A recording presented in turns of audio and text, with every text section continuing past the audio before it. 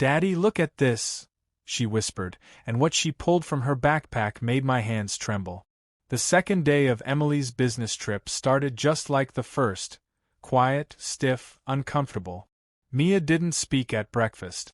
She didn't eat the pancakes I made, just pushed them around with her fork until they turned cold and soggy. She wouldn't sit at the table with me, instead curling up on the armrest of the couch, staring at nothing. I felt helpless. I tried again. "Do you want to play a game?" I offered gently. "We could build a tower with your blocks, or maybe color together?" She shook her head once. No eye contact. No sound. Just silence. I spent most of the day cleaning up the house and finishing client work on my laptop. Around 7:30, I heard soft footsteps approach the laundry room where I was folding towels. I looked up and froze. Mia was standing there, her little arms wrapped tightly around her pink school backpack, her eyes wide but not afraid. "Not tonight." "Daddy," she said, and that word hit me like a gust of wind. I don't think she'd ever called me that before. "Look at this." I knelt, my heart racing. "Okay," I said softly. She unzipped the backpack slowly, like she was afraid of what might come out of it. What she pulled out was a crumpled piece of paper. A drawing. At first, I thought it was just child's art, stick figures, some red and black crayon scribbles. But then I looked closer. One figure was clearly Mia, brown pigtails, her favorite pink dress. The other was tall, with a face scribbled over in black crayon. The two figures were standing in a bedroom. There was a closed door behind them and red marks on the bed. But what chilled me the most was the word written over and over again in red crayon. "No." And in the corner, a speech bubble coming from the faceless figure. "Don't tell. Or Mommy will leave you." I couldn't breathe. My hands shook. My knees gave out. And without even thinking, I pulled my phone from my pocket and dialed 911. Who was that faceless man? And why had Mia been too afraid to say anything, until now? What Mia showed me next would unravel not only the secret, but the lie I'd been living inside our marriage. The second night without Tessa was colder, not because of the weather, but because of the silence that wrapped itself around the house like a fog. Lily hadn't said more than a handful of words since her mother left. I tried everything. Pancakes with too many chocolate chips, a Disney movie marathon, even offering to braid her doll's hair with her. Nothing worked. She kept her distance. Her big brown eyes followed me from the corners of rooms, like she was waiting for something or someone. And every time I asked if she was okay, she would just shake her head. No words. Just that haunting silence. I tried not to take it personally. Tessa always said she was shy. But something in me felt off. Like this wasn't just shyness. It was fear. It was 8:43 p.m. when it happened. I was folding laundry in the living room, the hum of the dryer barely masking my thoughts. That's when Lily appeared in the doorway, barefoot, small, clutching her backpack like it was her only lifeline. "Daddy," she whispered. It froze me. That word. Daddy. She'd never called me that before. I turned slowly. "Yes, sweetheart?"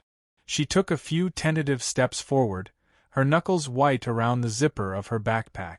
"Can I show you something?" Her voice cracked like it hadn't been used in days. "Of course," I said softly, crouching down to her eye level. "Whatever you need." She hesitated, glanced over her shoulder like someone might be watching. Then, with trembling fingers, she unzipped the backpack and pulled out a single sheet of paper. A drawing, done in crayon. I expected a rainbow. A dog. Maybe a stick figure family. But this was different. The page showed a little girl with brown hair in a pink dress, clearly meant to be Lily. Next to her, a large stick figure loomed. Its face was a scribbled black void. The two of them were inside a room. The door was shut. The bed had a dark red stain. And scrawled over and over in shaky, red crayon. No, no, no. In the corner was a speech bubble from the black scribbled face. Inside it read, "Don't tell, or Mommy will leave you forever." The air left my lungs. My hands started shaking before I even realized I was dialing. 911, what's your emergency? I swallowed. My mouth was dry, my voice cracking. My stepdaughter. She just showed me. I think someone's been hurting her. Please come quickly. Behind me, Lily stood frozen, holding her arms tightly around her middle. But something was different this time. She wasn't crying. She wasn't scared. She was relieved. The operator's voice was calm but urgent. Stay with her, sir. Help is on the way. I knelt beside Lily, my heart thundering in my chest. Is it someone you know? I asked quietly. She nodded slowly, her voice barely above a breath. He comes when Mommy's not home. My skin crawled. Does Mommy know? She looked me in the eye, truly looked at me, for the first time, and nodded. I felt something inside me crack open. A fury, a horror, and above all, a fierce determination. The doorbell rang less than 10 minutes later. When I opened it, there were 2 police officers and a woman in plain clothes. Child Protective Services, judging by the badge. Everything after that moved like a whirlwind. They spoke to Lily gently. They looked at the drawing. They asked questions I couldn't answer. Do you know his name? The woman from CPS asked. No, I whispered. Just that he comes when Tessa's away. They nodded, exchanged glances, and the officer turned to me. Where is your wife right now? New York. Conference. She left 2 days ago. Did you know anything about this?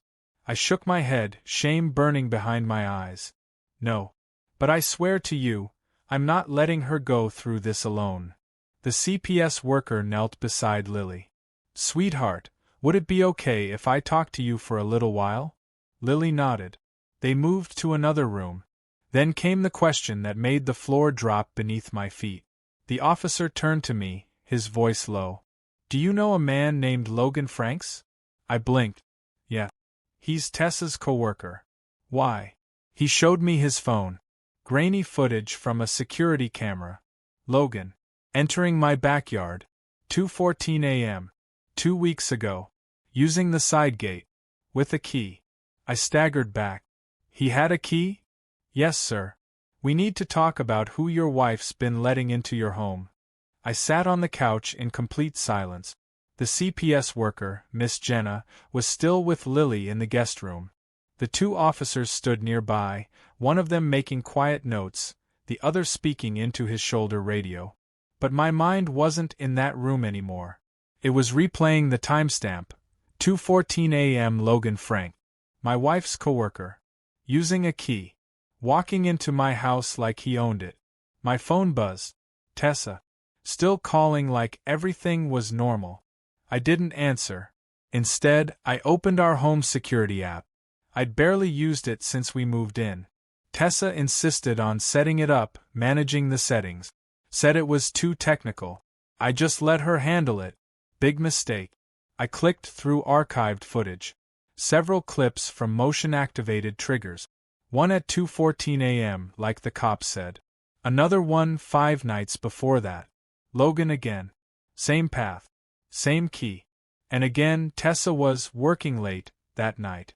The CPS officer noticed my expression and sat beside me. Can I see? He asked. I handed him the phone. He scrolled, face hardening. Is it okay if we download this to our system? I nodded. Take whatever you need. I want the truth out. He tapped the screen and looked over his shoulder at his partner. Let's call digital forensics. We need access to every device in the house. I stood. I'll show you the router. And Lily uses Tessa's old iPad sometimes. You might want to check that too. Less than 20 minutes later, they'd found it. A hidden folder inside a disguised photo vault app. One you wouldn't notice unless you were looking. The officer clicked open the folder, and instantly recoiled. God, he muttered, turning the screen toward me. Messages. Photos. Logan. And Tessa. Most of the messages were romantic. Some were far worse. Disturbing. Twisted. There was one from Logan. You don't have to worry. She doesn't say a word. I told her what happens if she does. Another from Tessa. Just be careful. I don't want John asking questions. And then one more, time-stamped 3 hours before her flight to New York. She's still crying after your last visit. You need to cool it for a few weeks. I'll be gone for 3 days. Do not go to the house while I'm away. The officer's jaw clenched. She knew. She knew, and she still let him in. I stared at the iPad like it was made of fire. I need to call her, I said. Put it on speaker, the officer said calmly. And record everything. I hit dial. My hand was trembling. But my voice? I kept it calm. I needed answers. The line rang twice. Then, "Hey babe." Tessa's voice chirped. "Just landed. Can't wait to come home and squeeze my baby girl. How's Lily been?" I stared at the officers. One of them hit record on his phone. I spoke slowly. Measured. "I have a few questions for you." There was a pause. "Oh, okay. Why does Logan have a key to our house?" Dead silence. Then she laughed nervously. "What are you talking about?" I saw the footage. 2:14 a.m. side gate. No knock. Walked in like he lived here. "John," her voice wavered. "I don't know what you're talking about." "You do," I said, voice rising. "I have the messages. The ones where you said she doesn't say a word. The ones where you warned him not to come while you were gone." Another long silence. And then, "You went through my private messages?" she snapped. "No," I said coldly. "The police did. They're here. Right now. They know everything. Lily told me what he did. She showed me the drawing. You knew. You lied. And you let that man hurt your daughter." She started crying. Hard. But it wasn't grief. It was guilt. Or fear. "I didn't know how to stop it," she choked. "I thought she was exaggerating. Logan said she was confused. I didn't want to lose my job, John. I didn't want drama." "You didn't want drama?" I repeated, stunned. "She's 7, Tessa. 7. And you called it drama?" "I was scared," she screamed. "I didn't know what to do." I ended the call. No more words. Just cold, furious silence. Then I turned to the officers and said, "You can have that recording too." The one who'd been silent all night finally spoke. "Thank you, Mr. Carver. We'll make sure she never has to face this again." I looked down the hallway, where Lily sat quietly with Miss Jenna. She was still scared. Still small. But now? Now she had someone who would fight for her. The terminal was packed. Travelers with roller bags and coffee cups scurried past the arrival gate. Children squealed at seeing their grandparents, couples reunited in teary embraces, and businesspeople murmured into phones as they strode through. And there, at gate 42, stood Tessa, wearing her favorite beige trench coat, oversized sunglasses perched on her head, and a carry-on slung over one shoulder. She looked refreshed, relaxed, smiling. I watched the live security feed from the airport on the detective's phone as we sat in the police cruiser outside my house. The officers had coordinated with airport security and the local task force. Tessa was unaware that just yards away, plainclothes officers were watching her every move. The second she stepped past the final security checkpoint, she'd be theirs. Miss Jenna from CPS was still inside with Lily. My stepdaughter hadn't said much since our call with Tessa. She had drawn a picture though. A new one. It was just the two of us standing outside a house, holding hands, with a golden retriever beside us. No black scribbles. No red crayon panic. Just sunlight and peace. "She'll be coming through now," the detective said. We watched. Tessa came through the sliding doors, scrolling casually on her phone, pulling her bag behind her. Then, 2 officers stepped into her path. One male. One female. Both dressed like any other traveler. "Tessa Carver?" the female officer asked. Tessa looked up. Confused at first. Then nervous. "Yes." The male officer stepped forward. "You're under arrest. Please place your hands behind your back." "What?" she gasped. "This has to be a mistake. What are you doing?" "I haven't done anything." Her voice grew shrill, echoing across the terminal. The female officer showed her badge. You are being charged with conspiracy to conceal child abuse, aiding and abetting aggravated assault on a minor, and child endangerment. People stopped walking. Phones were pulled out. Someone began filming. Tessa's jaw dropped. No, wait. Please. You don't understand. My husband, he's making this up. He's trying to frame me. But the male officer already had the cuffs on. You have the right to remain silent, he began. I need to call someone, she cried. Where's my daughter? Where's Lily? As if she suddenly remembered her. The detective beside me clicked the phone off. She's in custody. Not just physically, but legally. The paperwork had already started.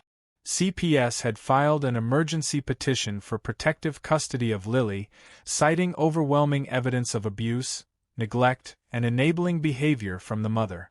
And I had filed my own petition for sole guardianship. I turned to look back at the house.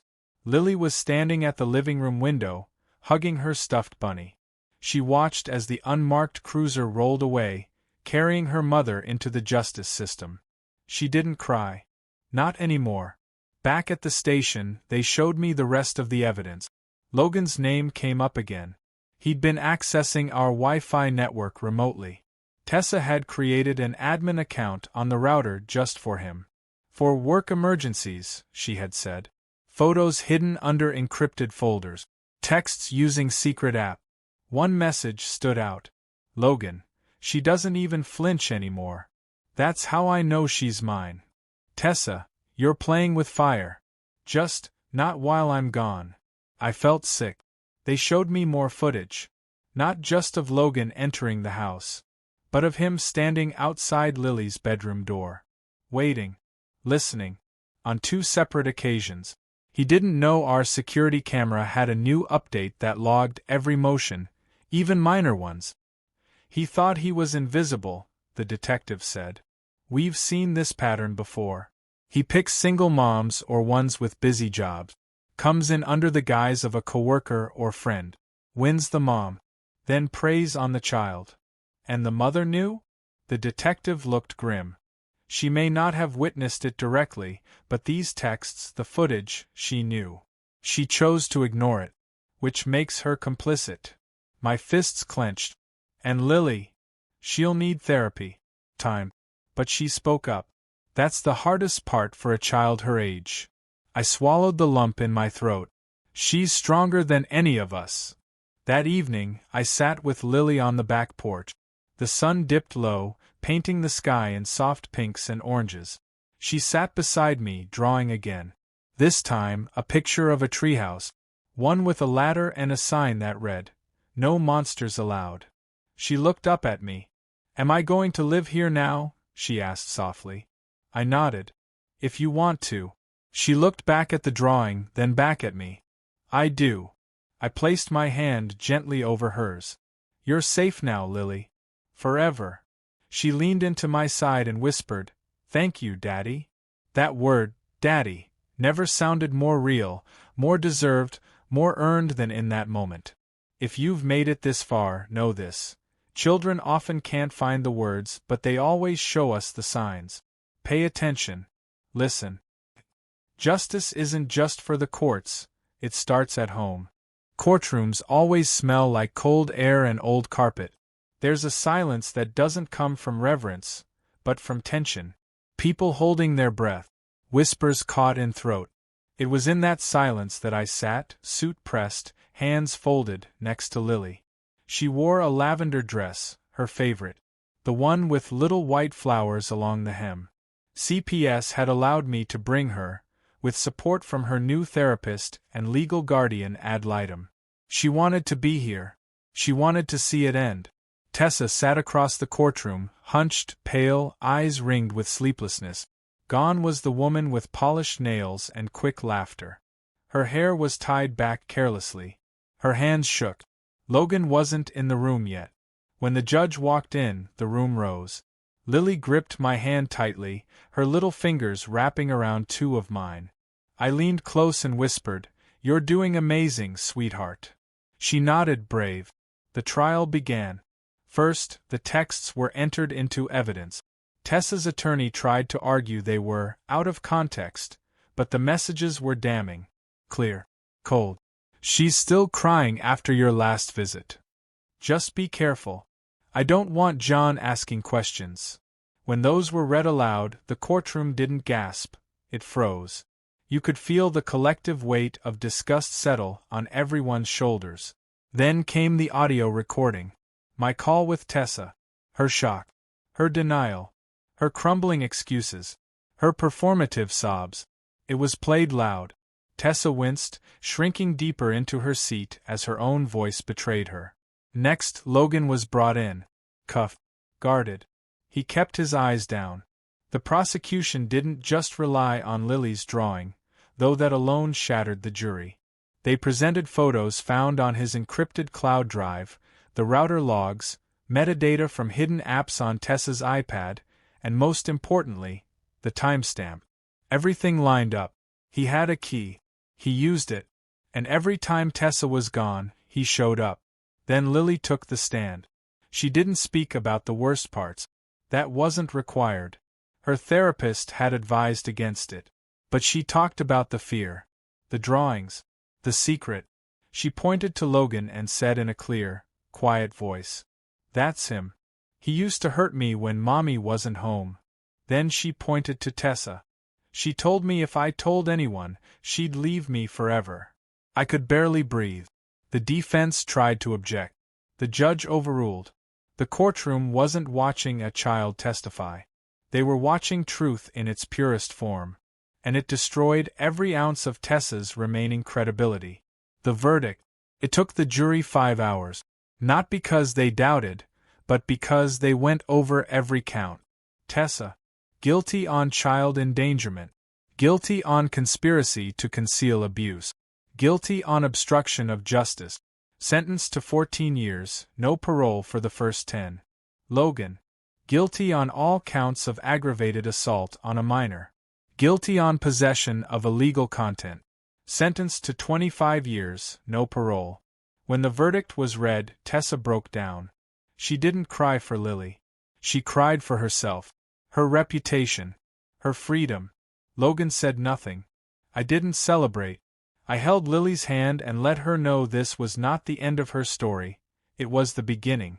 After the verdict, back home, Lily and I decorated her room. She picked out pastel lights, hung new drawings, and chose a name for the golden retriever I'd promised her once the trial was over. Sunny. I signed adoption papers 2 weeks later. Tessa had relinquished parental rights through her lawyer, though I suspect it wasn't from guilt. It was to minimize public backlash before sentencing. Lily didn't care. She signed the back of the papers with a heart and wrote, I love you, Daddy. Thank you for choosing me. Healing begins.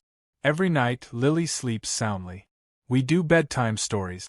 Brush teeth together. She still has hard days. Some shadows still make her flinch, but she doesn't hide anymore. Her drawings? Now they're filled with trees, parks, houses, and always 2 figures holding hands, me and her. She never draws scribbled faces anymore. One morning, she placed a drawing on the fridge. It was of a courtroom. The judge was there, I was there, and she was standing between us smiling. At the top, in careful handwriting, she wrote, The day the bad guys lost. If you suspect a child is suffering, speak up. Don't wait. Don't assume.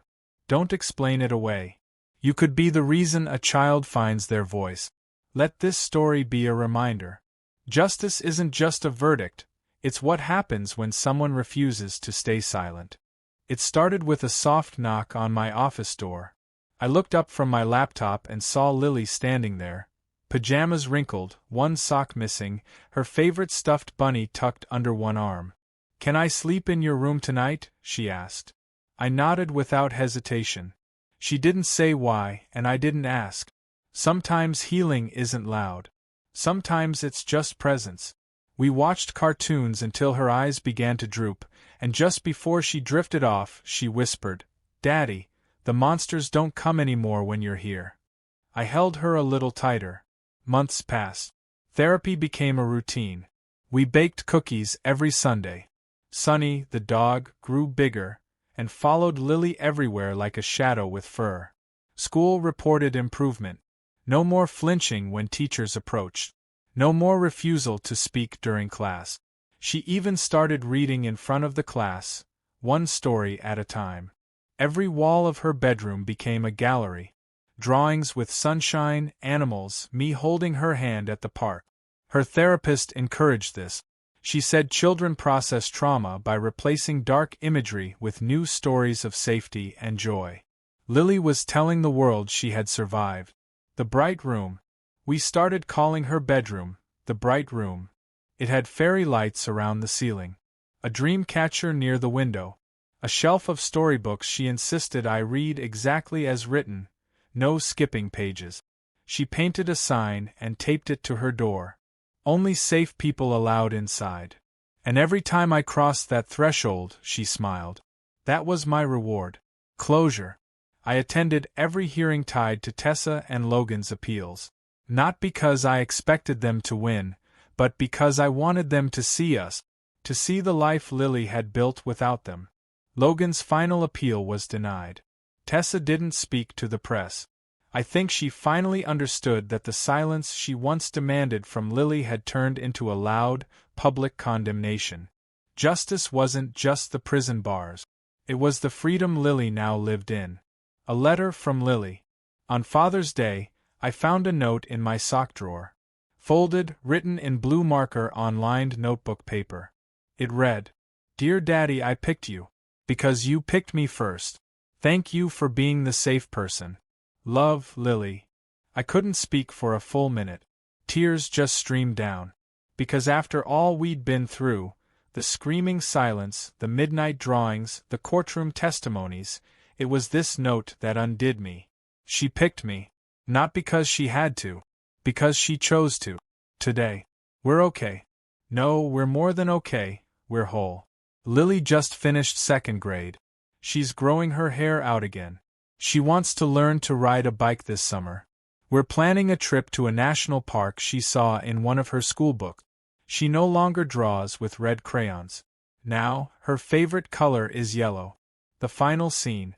One evening, I walked past her room and paused. She was on the floor, surrounded by markers and paper. "What are you working on?" I asked. She held it up proudly. A drawing. It was of a house. Sunlight pouring in every window. A man and a girl stood in front of it, holding hands. One wore a shirt that read Dad. The other wore a crown of flowers. She beamed. "It's us. In our bright house." I hung it on the fridge. And under it I wrote a caption. "Protection makes a parent.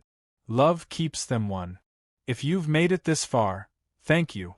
Stories like this aren't easy to tell. But they're necessary. Too many children suffer in silence because no one listens. Too many adults look the other way, afraid to disrupt normal. Be the safe person. Be the one who listens, asks, and acts. Like, share. Comment below, what would you have done if you were in John's place? And if you're ready for more emotional stories of courage, betrayal, justice, and healing, subscribe. Because here, every tear has purpose. Every truth has power. And every child deserves a bright room.